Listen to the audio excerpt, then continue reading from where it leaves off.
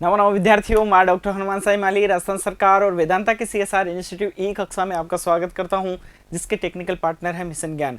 विद्यार्थियों, हम हमारी पाठ्यपुस्तक स्पंदना के द्वादशः पाठः मरु सौंदर्यम पाठ का अध्ययन कर रहे हैं। विद्यार्थियों, विगत कक्षा तक हमने इस पाठ के प्रथमः, द्वितीयः, तृतीयः, चतुर्थः, पंचमः, षष्ठः श्लोकों का अध्ययन किया।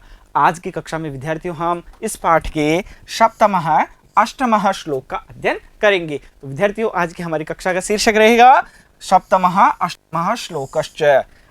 विद्यार्थियों, विगत कक्षा की भांति इस कक्षा में भी हम जो श्लोक है उस श्लोक के पदों का उच्चारण करेंगे, उसके उपरांत पदच्छेद करेंगे, फिर उनके अर्थ को जानेंगे और अर्थ के उपरांत संस्कृत व्याख्या को जानेंगे। तो चलिए विद्यार्थियों, सर्वप्रथम श्लोक की ओर अग्रसर होते हैं और उसके जो पद हैं उन्हें उच्चारित करते हैं। देखिए विद्यार्थियों, हमारे पास में जो श्लोक है उस श्लोक के अंतर्गत जो पद हैं, पदों को उच्चारित करते हैं, उसके उपरांत उसका वाचन करते हैं। देखिए, गावः प्रसन्नाः मनुजाः प्रसन्नाः देवाः प्रसन्नाः वृतदान यज्ञै किम नाम तदन्न मरौ समृद्धं विद्या समृद्धो भवता विधेयः।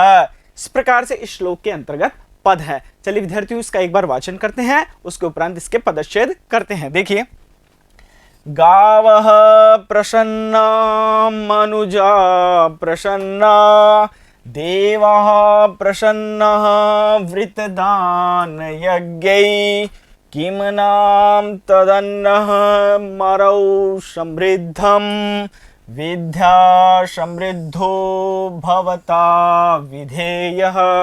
इस प्रकार से ये हमारा श्लोक है। अब विद्यार्थियों, इस श्लोक के अंतर्गत जो पद आए हैं उनको पदच्छेद करते हैं। देखिए, गावः, गावः, जो शब्द गुम्फित नहीं है उन्हें हम यथास्थिति यहाँ पर लिख देते हैं। प्रसन्नाः, प्रसन्नाः, मनुजाः, मनुजाः, प्रसन्नाः, प्रसन्नाः, देवाः, देवाः, प्रसन्नाः, प्रसन्नाः, वृतदान यज्ञै, वृतदान यज्ञै, किम नाम, किम नाम। अब यहाँ पर विद्यार्थियों गुम्फित पद है तदन्न, इसको अलग अलग करेंगे। तत यत न, मरौ, मरौ समृद्धं, समृद्धं, विद्या समृद्धो, विद्या समृद्धो भवता विधेयः, भवता विधेयः। इस प्रकार से जो हमारा श्लोक है विद्यार्थियों, उस श्लोक के हमने यहाँ पर पदच्छेद किए हैं। अब विद्यार्थियों, हम इन पदों को लेते हैं, एक एक पद का अर्थ जानते हैं। देखिए, सर्वप्रथम हमारे सम्मुख क्या पद है विद्यार्थियों? गावः। गावः से क्या तात्पर्य है? गावः से तात्पर्य है गाय। और प्रसन्नाः, प्रसन्न, गाय प्रसन्न अर्थात खुश। मनुजाः, मनुजाः से क्या तात्पर्य है? मनुष्य। प्रसन्नाः, प्रसन्न, गाय प्रसन्न, मनुष्य प्रसन्न। देवाः, देवता, प्रसन्नाः, प्रसन्न। और किससे है प्रसन्न?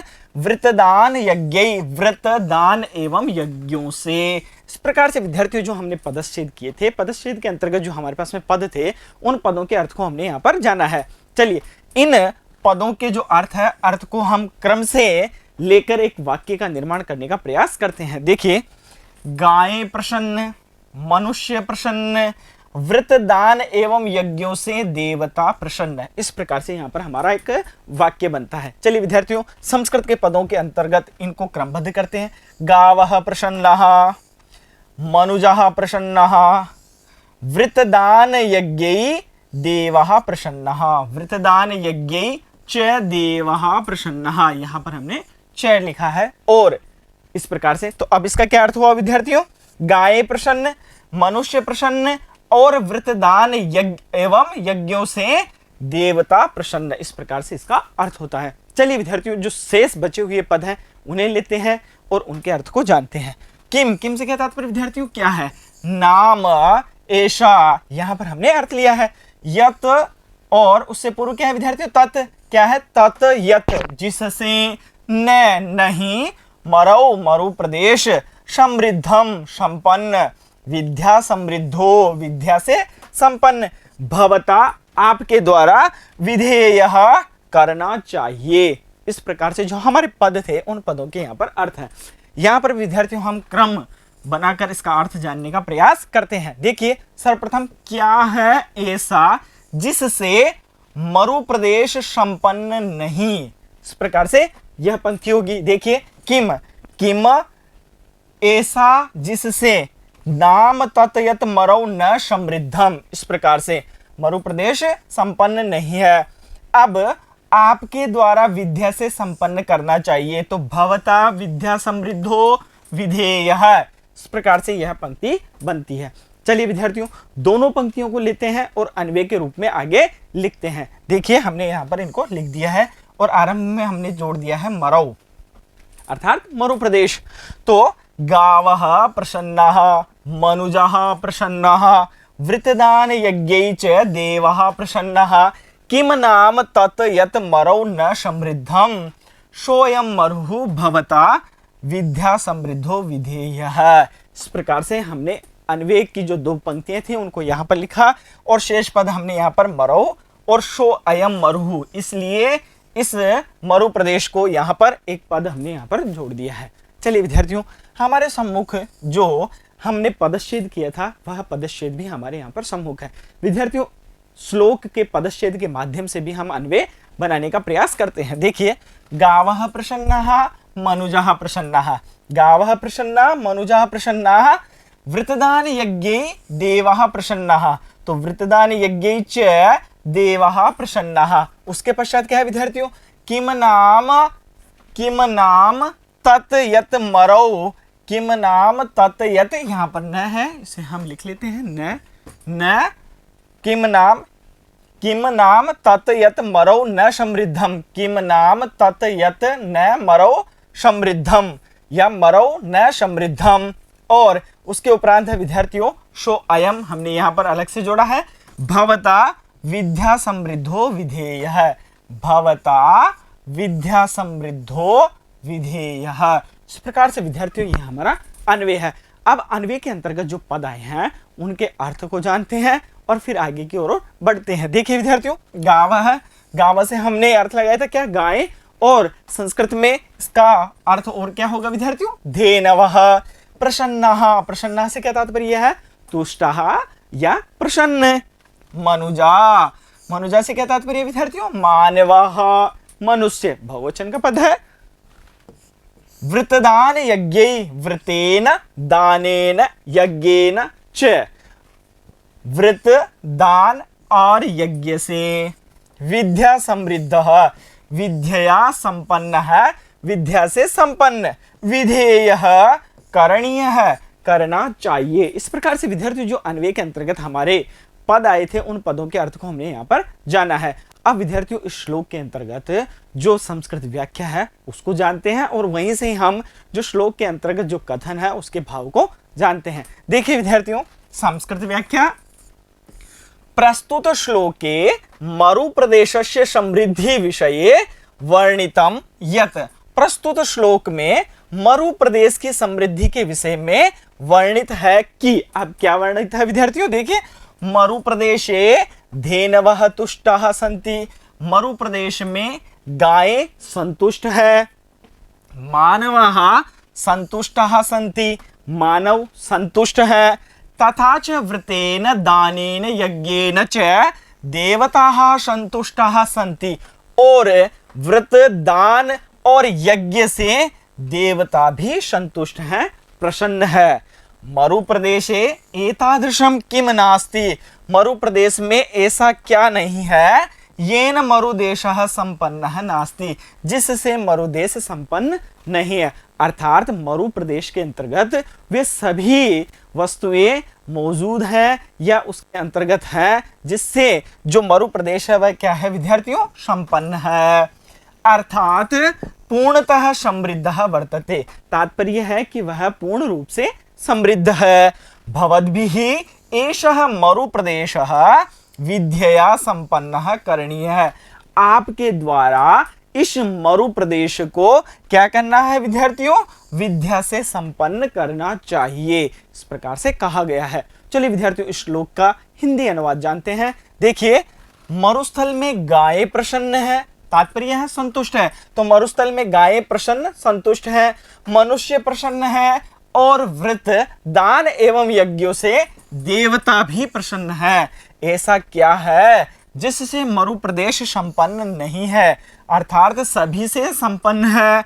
अतः इस मरु प्रदेश को आपके द्वारा विद्या से संपन्न करना चाहिए। इस प्रकार से कवि आपसे अपेक्षा कर रहा है कि आपके द्वारा विद्या ग्रहण करके, विद्या अध्ययन करके इसे क्या करना है विद्यार्थियों, संपन्न करना है, विद्या से संपन्न करना है मरु प्रदेश को। विद्यार्थियों, इस श्लोक के अंतर्गत जो पद आए हैं उन पदों के परिचय को जानते हैं, उसके उपरांत हम अग्रिम श्लोक की ओर अग्रसर होते हैं। देखिए विद्यार्थियों, क्या पद है, गावः। गावः से क्या तात्पर्य था विद्यार्थियों, गाय। और पद किस प्रकार से बना है विद्यार्थियों, यहाँ पर गो शब्द है, उसके प्रथमा विभक्ति और बहुवचन में क्या रूप बनता है, गावः। प्रसन्नः, प्रसन्ना से क्या तात्पर्य विद्यार्थियों, प्रसन्न। अब यहाँ पर प्र उपसर्ग है, शद है और उसके उपरांत त प्रत्यय है, और हमारे पास में पद क्या बनता है, प्रसन्नः। मनुजः, मनुजा से क्या तात्पर्य विद्यार्थियों, मनुष्य। यहाँ पर मनुज शब्द है, उसके प्रथमा विभक्ति और बहुवचन का रूप क्या है, मनुजः। देवः, देवता, देव शब्द है, प्रथमा विभक्ति और बहुवचन में क्या बनता है विद्यार्थियों, देवः। तदन्नः, अब विद्यार्थियों हम इसका पदच्छेद देखते हैं किस प्रकार से है, तत्, यत और न। यहाँ पर तीन भागों में यह विभाजित हो गया विद्यार्थियों, तत्, यत और न। अब विद्यार्थियों यहाँ पर जो तय है उस तय का तृतीय वर्ण आदेश हो जाता है द, और आगे हमारे पास में यह है, इस प्रकार से यह बन जाता है विद्यार्थियों ध। अब हमारे पास में आगे क्या है विद्यार्थियों, तय, और उससे आगे क्या है विद्यार्थियों, न। ऐसी परिस्थिति के अंतर्गत विद्यार्थियों यहाँ पर क्या संधि हुई है, अनुनासिक संधि। अब अनुनासिक संधि के अंतर्गत विद्यार्थियों जो हमारे पास में यहाँ पर तय है वह जिस वर्ग का है उस वर्ग का पंचम वर्ण आदेश हो जाएगा। अब पंचम वर्ण क्या है विद्यार्थियों, वहां पर त, थ, द, ध, न। तो यहां पर क्या होगा विद्यार्थियों, न आदेश हो जाएगा तय को। तो हमारे पास में संपूर्ण पद क्या होगा विद्यार्थियों, तदन्नः, तदन्न। इस प्रकार से हमारे पास में यह पद आ जाएगा। चलिए आगे देखते हैं विद्यार्थियों, मरो। मरो से क्या तात्पर्य है, मरु प्रदेश में। यहाँ पर मरु शब्द है विद्यार्थियों, उसके सप्तमी विभक्ति और एकवचन में क्या रूप बनता है, मरो। भवता, आपके द्वारा। भवत शब्द है, उसके तृतीय विभक्ति और एकवचन में क्या रूप बनता है विद्यार्थियों, भवता। इस प्रकार से विद्यार्थियों श्लोक के अंतर्गत जो पद आए थे उन पदों के परिचय को हमने यहाँ पर जाना है। चलिए विद्यार्थियों आगे के श्लोक की ओर अग्रसर होते हैं। अब विद्यार्थियों जो आगे का श्लोक है, सर्वप्रथम हम उसके पदों को उच्चारित करेंगे, उसके उपरांत हम उनके पदच्छेद करेंगे। देखिए, मानम, मनीषिता, मैत्री, मरुदूषणम, मरीचिका, मृगः, मूर्ध्नि, मनुष्याणाम, उष्णीशम, प्रमुखम मरौ। इस प्रकार से हमारा यह श्लोक के अंतर्गत पद है। चलिए विद्यार्थियों इसका उच्चारण करते हैं। मानम, मनीषिता, मैत्री, मरुदूषणम, मरीचिका, मृगा, मूर्ध्नि, मनुष्याणाम, उष्णीशम, प्रमुखम मरौ। इस प्रकार से यह हमारा श्लोक है। अब विद्यार्थियों हम इसका पदच्छेद करते हैं। देखिए, मानम, मनीषिता, मैत्री। मानम, मनीषिता, मैत्री, मरुदूषणम। तो अलग अलग करेंगे, इसको विच्छेदित करेंगे। मरुत, उष्णम, उसके उपरांत मरीचिका, मरीचिका। अब यहां से विद्यार्थियों मृगः, मूर्ध्नि, मूर्ध्नि, मनुष्याणाम, मनुष्याणाम, उष्णीशम, उष्णीशम, और प्रमुखम मरौ, प्रमुखम मरौ। इस प्रकार से विद्यार्थियों इस श्लोक के अंतर्गत जो पद थे उन पदों को हमने यहाँ पर विच्छेदित किया है। चलिए इन पदों को लेते हैं और एक एक पद का अर्थ जानते हैं। देखिए विद्यार्थियों, मानम, मानम से क्या तात्पर्य विद्यार्थियों, सम्मान। और मनीषिता, मनीषिता से क्या तात्पर्य, विद्वता। और मैत्री, मैत्री से तात्पर्य विद्यार्थियों, मित्रता। मरुत, मरुत से क्या है विद्यार्थियों, हवा, वायु, पवन इत्यादि। उष्णम, उष्णम से है विद्यार्थियों, गर्म। मरीचिका, मृग तृष्णा। इस प्रकार से विद्यार्थियों जो हमारे श्लोक के अंतर्गत जो प्रथम पंक्ति थी उसके जो पद हैं वह यहाँ पर है, उनके अर्थ को हमने जाना। चलिए इसे क्रमबद्ध करते हैं। क्रम के अंतर्गत विद्यार्थियों सम्मान, विद्वता, मित्रता, गर्म हवा और मृग तृष्णा। इस प्रकार से इसे क्रमबद्ध कर देते हैं। मानम, मनीषिता, मैत्री, उष्णम मरुत, क्योंकि हमने गर्म पहले ले लिया है तो गर्म हवा, उष्णम मरुत और मरीचिका। इस प्रकार से हमने इनको क्रमबद्ध किया है। अब जो शेष बचे हुए पद हैं उनके अर्थ को जानते हैं। मृगहा, मृगा से क्या तात्पर्य विद्यार्थियों? हिरण। मूर्धनि, मस्तक पर। मनुष्याणाम, मनुष्यों के। उष्णीसम, पगड़ी। प्रमुखम, प्रमुख है। मरो, मरु प्रदेश में। अब विद्यार्थियों इस श्लोक के अंतर्गत हम जान रहे हैं कि मरु प्रदेश के अंतर्गत क्या क्या विशेषताएं हैं या क्या क्या प्रसिद्ध है, वह इस श्लोक के अंतर्गत बताया गया है। चलिए जो शेष हमारे पास में अर्थ है उन्हें भी क्रमबद्ध करते हैं। देखिए विद्यार्थियों, हिरण, मनुष्यों के मस्तक पर पगड़ी, इस प्रकार से तो मनुष्याणाम मूर्धनि उष्णीशम, और क्या है विद्यार्थियों? मरो प्रमुखम, मरु प्रदेश में प्रमुख है तो मरो प्रमुखम, इस प्रकार से इसको क्रमबद्ध कर दिया है। अब विद्यार्थियों हम देखते हैं कि इस श्लोक के अंतर्गत हमने देखा कि जो मरु प्रदेश है उसके अंतर्गत क्या क्या प्रसिद्ध है विद्यार्थियों? मानम, सम्मान 1, मनीषिता, विद्वता 2, मैत्री 3, मित्रता, और उष्णम मरुत 4, मरीचिका 5, मृगः 6, और विद्यार्थियों मनुष्याणाम मूर्धनि उष्णीशम यह 7। तो इस प्रकार से विद्यार्थियों इस श्लोक के अंतर्गत बताया गया है कि ये 7 चीजें मरु प्रदेश के अंतर्गत क्या है विद्यार्थियों? प्रमुख है। चलिए विद्यार्थियों हमने जो 2 पंक्तियों का निर्माण किया है उन्हें अन्वय के रूप में यहाँ पर स्थापित कर देते हैं। देखिए क्या क्या है? मानम, मनीषिता, मैत्री, उष्णम मरुत, मरीचिका, मृगः, मनुष्याणाम मूर्धनि उष्णीशम इति एतत् सर्वम मरौ प्रमुखम। इस प्रकार से यहाँ पर अन्वय है। विद्यार्थियों हमारे सम्मुख क्या श्लोक था?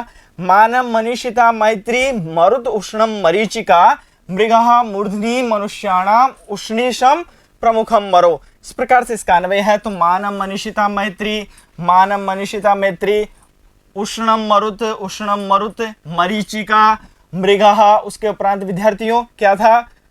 मृगा, मनुष्याणाम मूर्धनि उष्णीशम, तो मनुष्याणाम मूर्धनि उष्णीशम प्रमुखम मरो या मरो प्रमुखम, इस प्रकार से यहाँ पर इसको क्रमबद्ध किया है।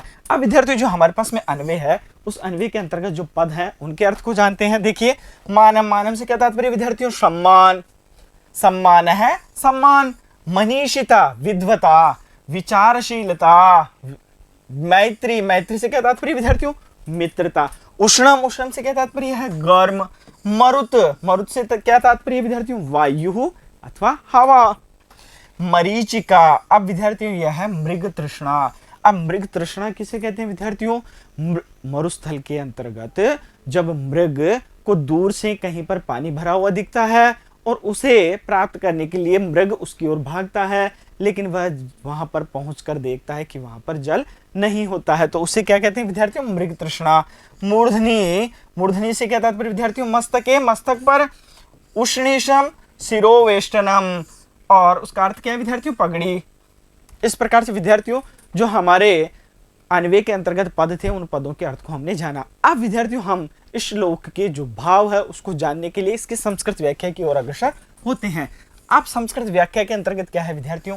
सम्मान है, विद्वता, मित्रता, उष्णवायु, मृग तृष्णा, हरिणः, मानवानां मस्तके शिरोवेष्टनम, पगड़ी इति एतत् सर्वमपि मरुदेशे प्रमुख रूपेण दृश्यते। इस प्रकार से मरु प्रदेश के अंतर्गत क्या क्या विशेष बातें हैं यहाँ पर बताई गई है। देखिए सम्मान है सम्मान, विद्वता, मित्रता, उष्णवायु, मृग तृष्णा, हरिणः, मानवानां मस्तके शिरोवेष्टनम, अर्थात मानव के मस्तक पर, मनुष्यों के मस्तक पर पगड़ी, यहाँ पर बताया गया है पगड़ी इति एतत् सर्वम, यह सब मरु देश के अंतर्गत प्रमुख रूप से देखे जाते हैं और यह विद्यार्थियों मरु प्रदेश की विशेषताएं हैं। देखिए अब इन्हें क्रम से लेते हैं और समझते हैं कि कौन कौन सी विशेषताएं। यहाँ पर विद्यार्थियों 7 विशेषताएं श्लोक के अंतर्गत बताई गई है। पहली सम्मान, विद्वता, मित्रता, गर्म हवा, मृग मरीचिका, हिरण, मानव के मस्तक के ऊपर पगड़ी, और ये सब क्या है विद्यार्थियों? ये सब मरु प्रदेश के प्रमुख रूप से दिखाई देते हैं। चलिए विद्यार्थियों इसका हिंदी अनुवाद जानते हैं। देखिए हिंदी अनुवाद के अंतर्गत क्या है विद्यार्थियों? सम्मान, विद्वता, मित्रता, गर्म हवा, मृग तृष्णा, हिरण, हरिण, हरिण कह दो या हिरण कह दो, मनुष्यों के मस्तक पर पगड़ी, ये सभी मरुस्थल मरु प्रदेश में प्रमुख है। इस प्रकार से विद्यार्थियों श्लोक के अंतर्गत ये सारी बातें बताई गई है। चलिए विद्यार्थियों इस श्लोक के अंतर्गत जो पद आए हैं उन पदों के परिचय को जानते हैं। देखिए विद्यार्थियों हमारे पास में पद क्या है, मृगहा। अब मृगा से क्या तात्पर्य विद्यार्थियों, मृगा से तात्पर्य हिरण, और यहां पर मृग शब्द है। अब विद्यार्थियों मृग शब्द पुल्लिंग का है, इसके प्रथमा विभक्ति और बहुवचन में रूप बनता है मृगहा। मनुष्याणाम, मनुष्यों के, मनुष्य शब्द है विद्यार्थियों, उसके पुल्लिंग षष्ठी विभक्ति और बहुवचन में रूप बनता है मनुष्याणाम। उसी प्रकार से विद्यार्थियों मैत्री, मित्रता, इसका अर्थ है मित्र और अण, और उसके पश्चात विद्यार्थियों गीप। यहां पर हमने देखा कि विद्यार्थियों पद क्या बनकर आया है, मैत्री। अब विद्यार्थियों हमने जो श्लोक है श्लोकों का अध्ययन किया और उसकी संस्कृत व्याख्या को भी हमने यहाँ पर जाना है। अब विद्यार्थियों इस पाठ के अंतर्गत जो अभ्यास प्रश्न है उन अभ्यास प्रश्नों को जानने के लिए हम मिलेंगे अगले वीडियो में। तब तक के लिए धन्यवाद।